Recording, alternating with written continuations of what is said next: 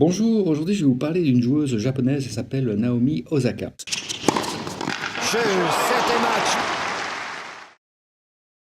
Alors Osaka, elle a gagné déjà 2 tournois du Grand Chelem. Le premier, c'était aux États-Unis, à New York. Elle massacre quasi Serena Williams, même si on avait eu le sentiment que Serena Williams avait un peu creusé elle-même sa tombe en se disputant constamment avec son arbitre. Donc c'était un petit peu une victoire abîmée, on va dire ça, par le comportement de Serena Williams, même si elle avait été sanctionnée très lourdement par l'arbitre. J'en avais parlé dans une autre capsule. Et Naomi Osaka, elle a gagné un second tournoi du Grand Chelem en Australie. C'était un match assez accroché, mais néanmoins, elle n'a jamais donné l'impression qu'elle pouvait perdre ce match. Donc il y avait une certaine sérénité, très grande précision dans la manière de jouer, mais également on voyait qu'elle avait une stratégie et qu'elle s'y tenait. Alors j'ai posé la question à Jean-Pierre Kuhn, qui est un spécialiste de l'interculturalité, et je me posais la question de comment ça se fait qu'elle reste aussi calme. À l'US Open, c'est vrai qu'elle est un peu en deçà en termes d'émotion par rapport à ce qu'elle aurait pu ressentir. Elle bat la numéro 1 mondiale lors de son premier tour du Grand Chelem, mais voilà, elle semble très... elle est sur une autre planète, quoi.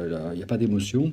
Et l'Australian Open, idem, quoi. Elle reste étrangement calme. Et Jean-Pierre Coude me dit, mais non, c'est juste normal, quoi. Donc c'est dans leur culture. Il est très vulgaire au Japon de manifester son émotion, qu'elle soit positive ou négative. Qu'est-ce qu'on peut en retirer d'un point de vue business ? Mais c'est vrai qu'on devrait peut-être faire preuve de plus d'humilité lorsqu'on est persuadé de certaines choses, d'être un peu plus japonais lorsqu'on gagne un projet, d'expliquer on a gagné pour telle raison, telle raison, telle raison, et finalement de se contenter d'exécuter ce qu'on vient de gagner et d'être finalement assez timoré. Alors exprimer ses émotions négatives, moi je pense à un ami qui tu resterait très calme par rapport à certaines demandes un peu farfelues de ses clients. Il a un côté comme ça assez japonais, c'est qu'il peut accepter tout, il prend sur lui on va dire, et puis finalement il va régler le problème, même s'il estime que c'est des pacotilles. Mais néanmoins, pour le connaître dans les coulisses, c'est un garçon qui souffre beaucoup. Et il faut quand même se rappeler aussi d'une conséquence du système japonais.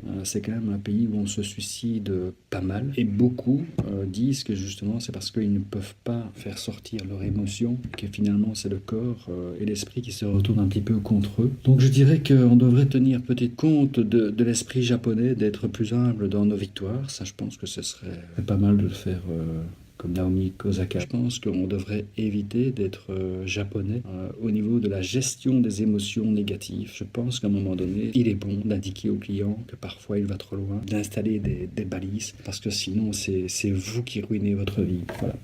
C'est mon avis. À très bientôt, et soyez japonais, prenez le meilleur du japonais, on va dire ça comme ça. À très bientôt. You can't be serious, man. You cannot be serious!